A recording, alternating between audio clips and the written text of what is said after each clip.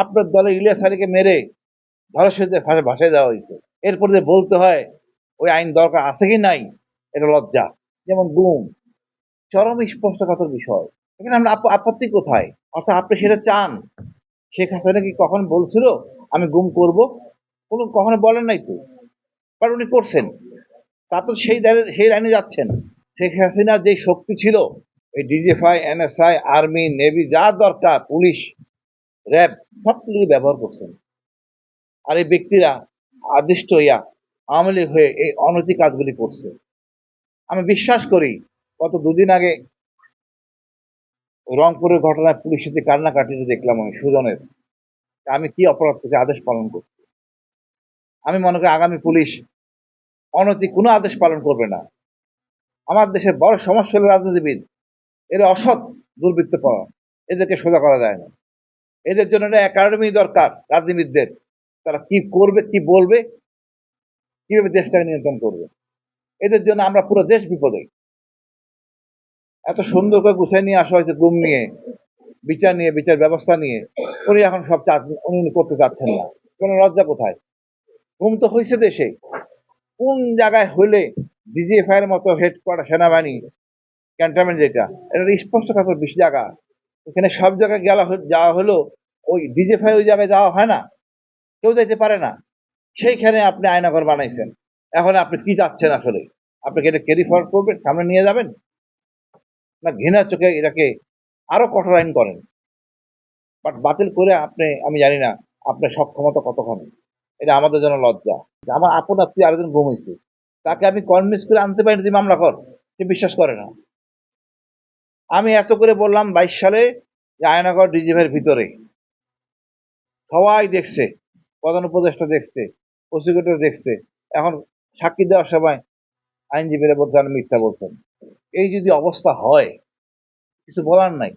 আমাদের আইনজীবীদের বলা উচিত আমরা লজ্জিত, এই মামলার সাথে আমরা নাই। সেই জায়গায় আমি জানি না কখন আমাদের এই আইনজীবীরা এই জায়গায় আসবেন। একটা ঘৃণিত জিনিস। আমি নিজে গুম হয়েছি, নির্যাতিত হয়েছি, অসুবিধা নাই। আমার পরিবার, আমার বাচ্চা, আমার মা একদম শেষ হয়ে গেছে। তারপর আমি বলবো আমরা মানুষ হই। আর সরকারকে বলবো আপনারা এমন কিছু হয়ে যান নাই যে যা ইচ্ছে তাই করবেন।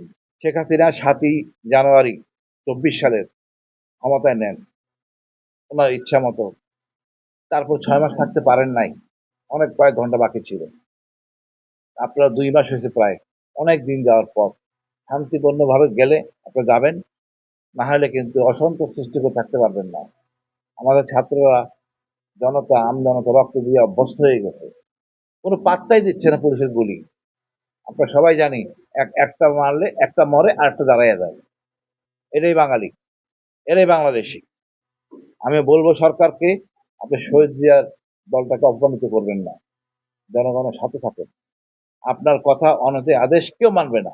ছাত্ররাই আমাদের শিক্ষা দিবে স্বাধীনতার তাদের ভূমিকা ছিল। আগামী এই যে আগস্টের বিপ্লবে এদের ভূমিকা, যার জন্য সে কথা বলতে পারতেছে। আমি মনে করি জনতার সাথে আসেন, মানবতার সাথে থাকেন। আপনি এমন কোন শক্তিশালী, আমি এটা তো অনৈতিক চিন্তা। আমাদের ওনারা বলতেছিলেন নবী রসুলদের কথা, আমার তো মুসলমানই না। আমি তো মুসলমান হওয়ার যে যোগ্যতা মানদণ্ড সেটা তো আপনার নাই। আপনি কলমা পড়ে আলোচনা ক্ষতি করবেন, এই মুসলমান তো আল্লাহ বলে নাই। অন্যের সম্মান লুট করে খাবেন, অন্যের মুখ বন্ধ করে দিবেন, মেরে ফেলবেন, জঘন্যতম কাজ। আমি মনে করি এখনো সময় আছে, আমরা জনগণের সাথে থাকি। জনগণের থেকে বেরিয়ে গেলে আপনি টিকতে পারবেন না। 6 মাস অনেক বড় টাইম, 5 বছর বাদই দিলাম। অতি দ্রুত বিএনপিকে কলঙ্কিত করেন না। এটা আমাদের প্রাণের একটা দল, শহীদ জিয়ার দল, খালেদা জিয়ার দল। এটাকে কলঙ্কিত করার অধিকার কোনো ব্যক্তিকে দেওয়া হয় নাই। আপনি জনতার সাথে নাই, গুম কি হয় নাই? শত শত হাজার হাজার গুম হয়েছে। আপনার দলে ইলিয়াস আলীকে মেরে ধরাশয়ীদের ভাসায় দেওয়া হয়েছে। এরপর যে বলতে হয় ওই আইন দরকার আছে কি নাই, এটা লজ্জা। ধন্যবাদ।